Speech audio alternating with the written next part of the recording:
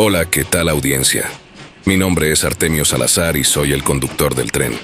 Un día más les doy la bienvenida a este su programa, El Maquinista Historias de Terror.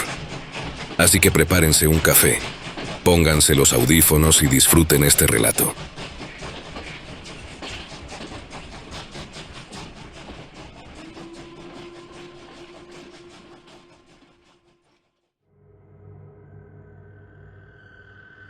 Nunca he dicho que Göbekli Tepe sea, con absoluta certeza, el jardín del Edén. Ningún arqueólogo serio podría hacerlo sin arriesgar su carrera y su prestigio. En este oficio nos movemos por evidencias tangibles, por estratigrafía y datación por carbono 14. No hay una inscripción en piedra que diga, aquí comenzó la humanidad, ni una prueba definitiva que cierre el debate de una vez por todas. Sin embargo, después de pasar casi una década estudiando el lugar, escuchando las historias de los lugareños y comparando los textos bíblicos con los restos de piedra que desenterramos, me resulta cada vez más difícil ignorar las coincidencias. Hay algo en esa colina, algo que desafía la lógica de la historia oficial. Mi llegada al sitio ocurrió años después de su descubrimiento inicial. El sitio fue hallado por pura casualidad. Como suelen ocurrir los grandes cambios en la arqueología, un pastor de la zona, un hombre sencillo que recorría la colina con su rebaño, notó que sus ovejas tropezaban siempre con las mismas piedras que sobresalían del suelo. Para él, eran estorbos, rocas que dificultaban el paso de los animales, pero al remover un poco de tierra, aparecieron bloques tallados que no tenían nada de natural. Eran ángulos rectos, superficies lisas que no encajaban con el paisaje árido de Urfa. En ese momento, nadie entendió lo que yacía debajo de sus pies.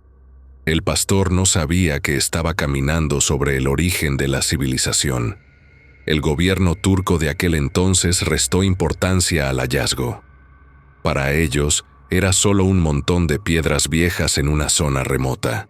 Durante años, el lugar quedó prácticamente ignorado, a merced de los elementos y de la gente local.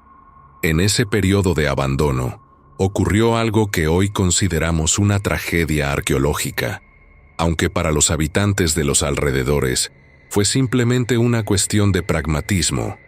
Muchos de ellos tomaron piedras labradas del sitio para construir sus casas, corrales para sus animales y muros de contención.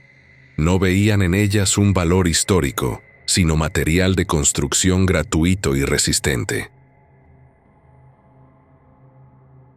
Lo que ocurrió después con algunas de esas piedras, los sucesos extraños que reportaron las familias que se las llevaron a sus hogares, es un misterio que abordaré más adelante, cuando llegue a la parte de los registros médicos y los testimonios de los ancianos del pueblo.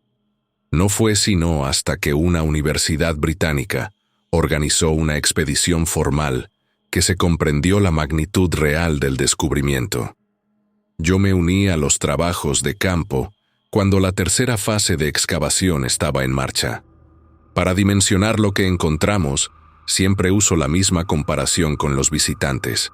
Stonehenge, uno de los monumentos más antiguos y famosos del mundo, tiene cerca de 5.000 años de antigüedad. Las grandes pirámides de Egipto rondan los 4.500 años. Göbekli Tepe, en cambio, fue levantado hace más de 11.000 años. Estamos hablando de que es más del doble de antiguo que Stonehenge. Hasta hoy, es el sitio ceremonial más antiguo creado por manos humanas que se conoce en todo el planeta. No existe otro lugar construido con tal nivel de complejidad técnica y artística que lo anteceda. Esto rompe todos los esquemas de la historia que nos enseñaron en la escuela. Lo que hace que Göbekli Tepe sea tan inquietante no es solo su edad, sino su naturaleza. No es una ciudad. No encontramos restos de hogares, ni de fogones de cocina, ni de basura doméstica. No es una fortaleza militar ni un asentamiento común. Es un sitio anterior a la invención de la agricultura, lo cual es un contrasentido para la arqueología tradicional. Siempre creímos que el hombre primero aprendió a cultivar, luego se asentó y finalmente construyó templos. Aquí ocurrió al revés. Tal como describe el Génesis cuando habla de un mundo antes de que el hombre trabajara la tierra, los constructores de este lugar eran cazadores-recolectores. Sus enormes estructuras en forma de T, algunas de hasta 5 metros de altura y varias toneladas de peso, están cubiertas de relieves de animales, jabalíes, zorros, buitres y, sobre todo, serpientes. La academia ha interpretado estos pilares como figuras humanas estilizadas o pilares rituales. Para los lugareños, sin embargo, la interpretación es mucho más sombría. Ellos no ven antepasados ni dioses. Para ellos, esos pilares representan ángeles petrificados, seres que fueron castigados y convertidos en piedra por haber servido a la serpiente, ese símbolo del conocimiento prohibido que, según la Biblia, cambió para siempre el rumbo de la humanidad. Cuando caminas entre los recintos circulares al atardecer y las sombras de las T se alargan sobre el suelo, es difícil no sentir que esas figuras te están observando, atrapadas en un silencio de milenios. Recuerdo perfectamente el incidente del pilar central del recinto C. Fue un martes de agosto, bajo un calor sofocante que superaba los 40 grados. Uno de esos pilares presenta una fractura peculiar en su base. Durante las excavaciones, un trabajador local, un hombre joven llamado Ahmed, golpeó con su cincel con un poco más de fuerza de la necesaria mientras limpiaba el sedimento. Los informes oficiales que enviamos al ministerio reducen el hecho a un simple accidente laboral, un error técnico. Pero quienes estuvimos ahí, a menos de 2 metros de distancia, vimos algo que no aparece en los diarios de excavación. Tras el golpe del cincel, la piedra no se astilló de forma normal. En lugar de soltar polvo blanco de caliza, comenzó a segregar un líquido espeso, viscoso y de un tono azulado profundo, casi eléctrico. No era agua, ni era algún tipo de resina antigua filtrada. Parecía, literalmente, que la piedra estaba sangrando un fluido extraño. El olor que emanó de la grieta era metálico, penetrante, algo que nunca había sentido en una excavación. Ahmed cayó al suelo de espaldas, soltando la herramienta, presa del pánico. Empezó a gritar en su lengua natal que la piedra estaba viva, que le había hablado al romperse. El jefe de la expedición ordenó desalojar el área de inmediato. El incidente fue silenciado por completo. Se nos prohibió hablar de ello con la prensa, y se cubrió la fractura con una resina epóxica especial en menos de 1 hora. Ahmed nunca regresó a trabajar. Cuando pregunté por él semanas después, me dijeron que se había mudado con su familia al sur y que no quería que nadie lo contactara. Ese evento me obligó a mirar con otros ojos la simbología del sitio. La serpiente es el animal que más se repite en los grabados. No aparece como una presa de caza, como los jabalíes, ni como una figura secundaria o decorativa. Aparece como una presencia dominante. Hay relieves donde decenas de serpientes parecen caer del cielo, u otras donde una sola serpiente rodea los pilares, ascendiendo por la piedra como si fuera el dueño del lugar. En el Génesis, la serpiente es quien ofrece el fruto, quien entrega el conocimiento y, por lo tanto, provoca la caída del hombre y su expulsión del Edén. En Göbekli Tepe, la serpiente parece ser el eje de todo el mensaje. No es un animal que se teme, es un animal que se respeta. Y que parece custodiar algo que todavía permanece enterrado. Hay secciones del sitio que todavía no han sido excavadas. El escaneo de radar muestra que lo que vemos hoy es apenas el 5% del complejo total. Bajo la tierra, hay círculos aún más grandes, pilares aún más pesados que esperan ser revelados. A veces, cuando me quedo solo en la oficina de la excavación revisando los planos, me pregunto si realmente queremos saber qué hay más abajo, si este lugar es efectivamente el Edén, o lo que queda de él tras la caída. Entonces las advertencias de los lugareños sobre los ángeles de piedra y la sangre azul no son supersticiones de gente ignorante. Son avisos. La relación entre los textos antiguos y lo que encontramos en el suelo de Turquía es demasiado estrecha para ser ignorada. El Génesis menciona que el Edén estaba situado en la confluencia de 4 ríos, 2 de los cuales son el Tigris y el Éufrates. Göbekli Tepe se encuentra precisamente en la región que alimenta estos ríos. La Biblia habla de un cambio drástico, de un castigo que obligó al hombre a trabajar la tierra con el sudor de su frente. La arqueología nos dice que, justo después de que Göbekli Tepe fuera enterrado deliberadamente por sus propios constructores, la agricultura comenzó en esta misma región. Es como si el sitio hubiera sido clausurado para dar paso a una nueva era de servidumbre y trabajo manual. Pero ¿por qué enterrar un templo tan magnífico? No fue destruido por enemigos ni colapsó por un terremoto. Fue cubierto cuidadosamente con toneladas de tierra y desechos, como si alguien quisiera ocultarlo o protegerlo, como si quisieran poner una lápida sobre un secreto que ya no debía ser visto por ojos humanos. He pasado noches enteras pensando en ese líquido azul y en la reacción de Ahmed. He vuelto a leer los pasajes sobre los querubines que custodian la entrada del jardín con espadas de fuego. En las noches de tormenta, cuando los rayos iluminan la colina, los pilares en T parecen figuras que esperan el momento de volver a moverse. Mi labor como arqueólogo es documentar, medir y catalogar. Pero mi labor como hombre que ha visto lo imposible es advertir que estamos rascando la superficie de algo que no comprendemos. Los muros de las casas de los pueblos cercanos, construidos con piedras robadas del sitio, han empezado a presentar las mismas filtraciones azuladas en los últimos meses. Las personas que viven allí dicen que escuchan susurros que vienen de dentro de las paredes. Dicen que la serpiente no se ha ido, que solo estaba esperando a que alguien volviera a golpear la piedra. Continuaré con este relato detallando lo que encontramos en el sector noroeste, donde el radar detectó una anomalía metálica que no debería existir en una estructura de la edad de piedra. Pero por ahora, basta con entender esto. Göbekli Tepe no es solo un yacimiento arqueológico. Es una puerta que fue cerrada a propósito hace 11.000 años, y nosotros, con nuestra curiosidad moderna y nuestros cinceles, estamos empezando a abrirla de nuevo, sin saber qué es lo que realmente vive del otro lado de la grieta. He visto cómo el miedo se ha ido extendiendo entre los trabajadores. Ya no es solo Ahmed.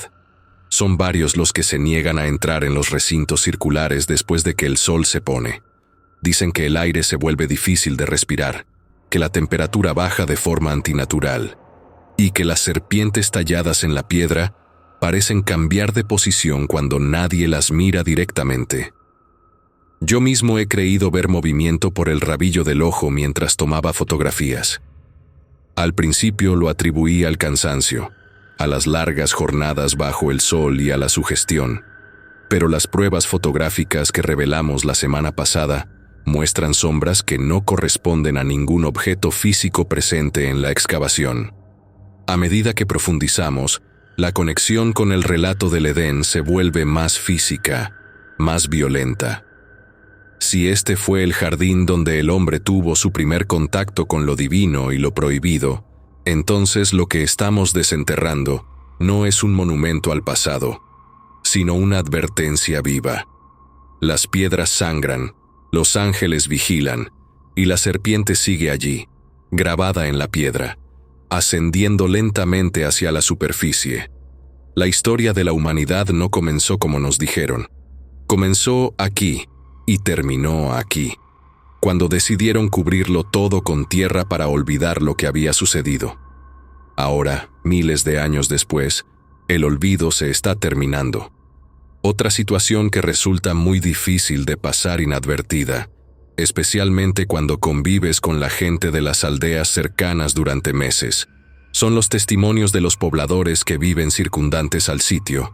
Es allí, lejos de las luces de los reflectores de la arqueología oficial y de las cámaras de los documentales, donde circulan las historias más oscuras y persistentes.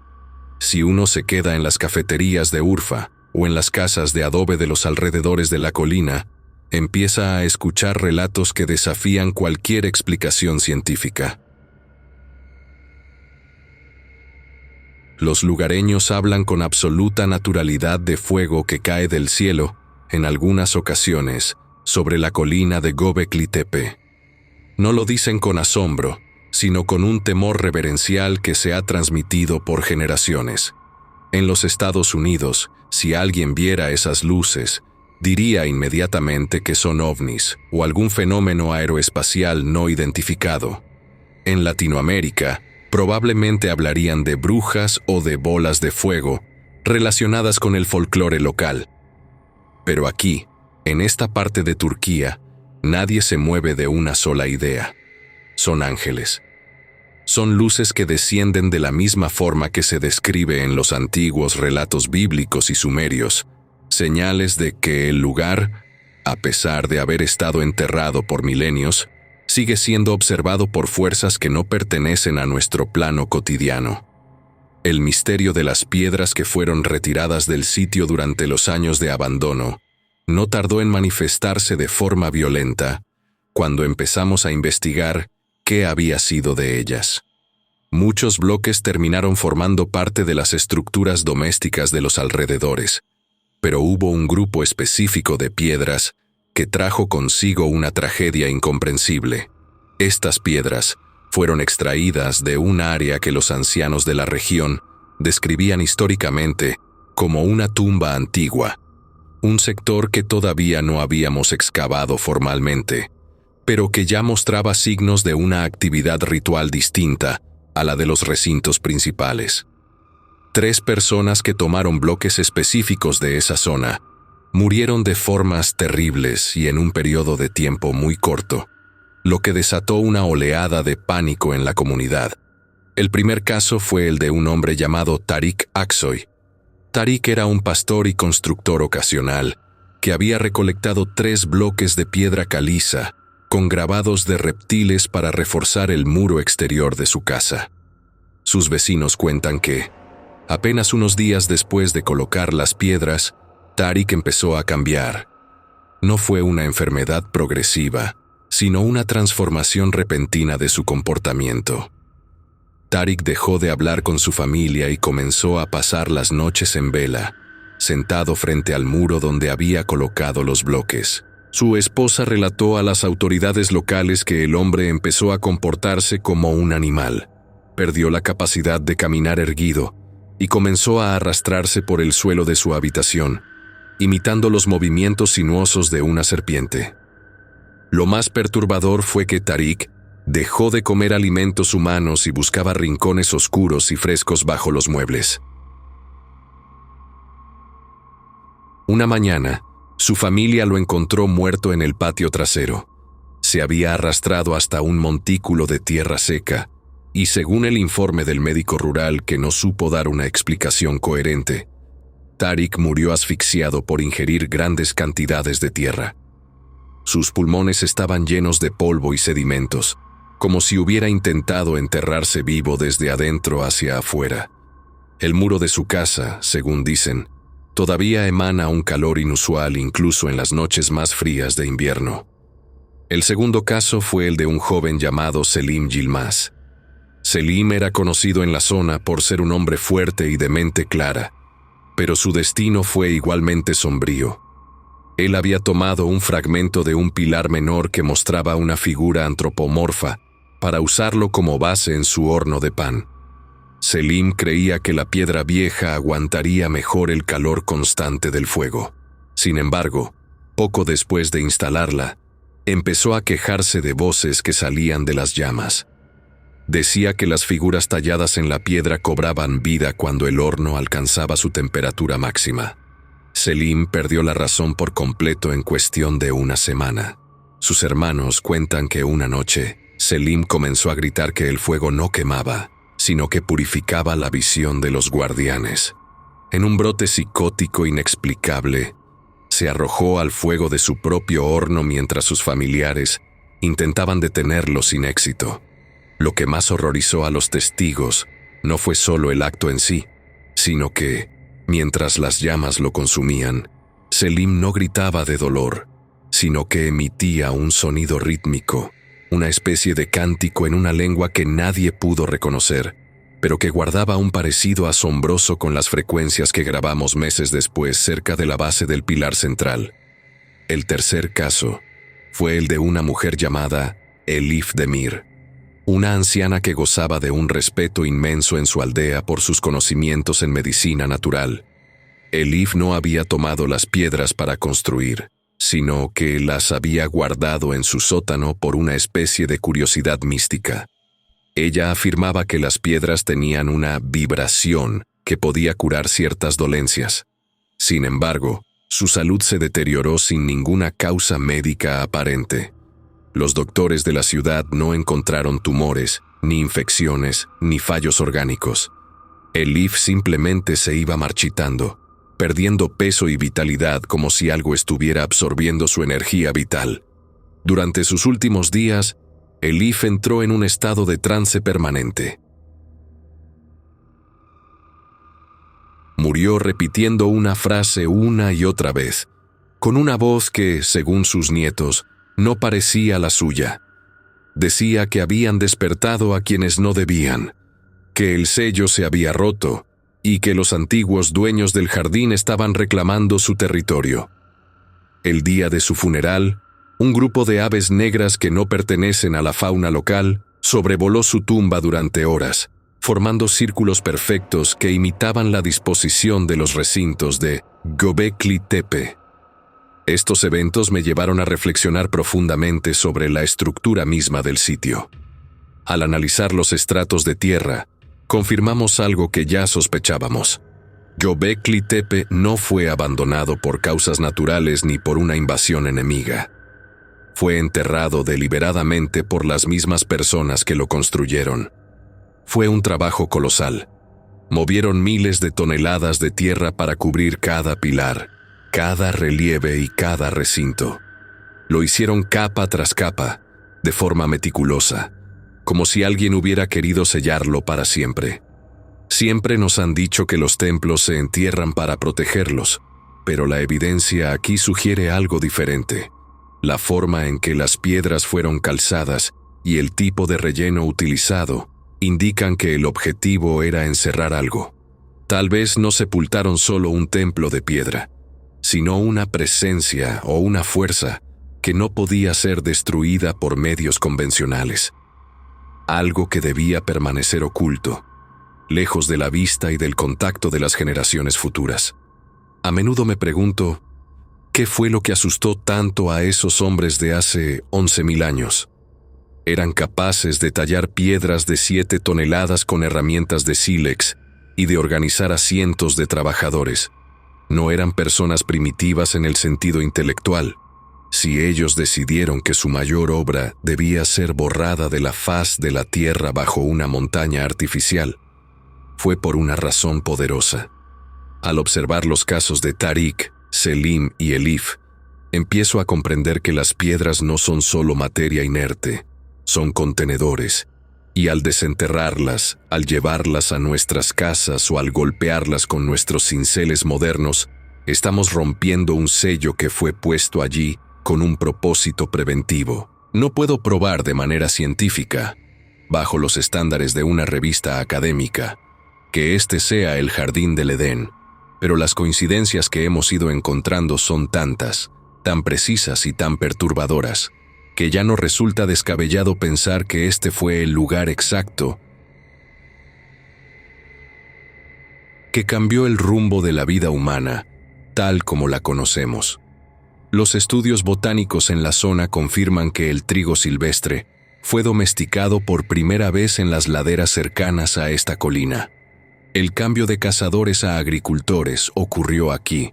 El paso de la libertad de la naturaleza a la esclavitud del trabajo de la tierra, tal como se narra en la expulsión del paraíso, tiene sus coordenadas geográficas en este sitio. Es el punto exacto donde la humanidad dejó de ser lo que era, donde abandonó su conexión directa con lo divino o lo natural y cruzó un límite del que jamás regresó. He pasado muchas noches caminando por el perímetro de la excavación, vigilando que ningún curioso se acerque, pero también vigilando lo que ocurre dentro de los pozos de excavación. El aire en Göbekli Tepe tiene una densidad diferente. A veces, el silencio es tan absoluto que llega a doler en los oídos, y otras veces se percibe un zumbido constante que parece emanar del suelo mismo. Los sensores sísmicos que instalamos para monitorear la estabilidad de los pilares registran vibraciones rítmicas en la madrugada. No son movimientos tectónicos normales, son patrones. Es como si el sitio tuviera un pulso, un latido lento que se acelera cuando la luna está en su punto más alto. Mis colegas prefieren ignorar estos datos o atribuirlos a fallas en los equipos. Es comprensible. Nadie quiere admitir que el objeto de su estudio está vivo de alguna manera. Al excavar Göbekli Tepe, no solo estamos descubriendo nuestro pasado, estamos desenterrando nuestra sentencia. Cada vez que sacamos una nueva capa de tierra, siento que estamos más cerca de una verdad que no estamos preparados para procesar. Las inscripciones que han aparecido recientemente en los niveles inferiores del recinto D muestran figuras que no se parecen a nada visto anteriormente. No son animales, ni son humanos estilizados. Son formas geométricas complejas que parecen flotar alrededor de las cabezas de los pilares en T. Los lugareños dicen que son los idiomas de los ángeles, las palabras de poder que se usaron para dar forma al mundo antes de que todo se corrompiera. Recuerdo la última conversación que tuve con un anciano de la aldea de Orensik, el pueblo más cercano al sitio. Me dijo que nosotros, los arqueólogos, somos como niños jugando con fuego en una habitación llena de pólvora. Me advirtió que el entierro de la colina fue un acto de misericordia de nuestros antepasados hacia nosotros. Al cubrir el sitio, nos dieron 10.000 años de paz, de olvido. Al descubrirlo, estamos reclamando un conocimiento que una vez nos destruyó y que volverá a hacerlo si no mostramos el respeto debido.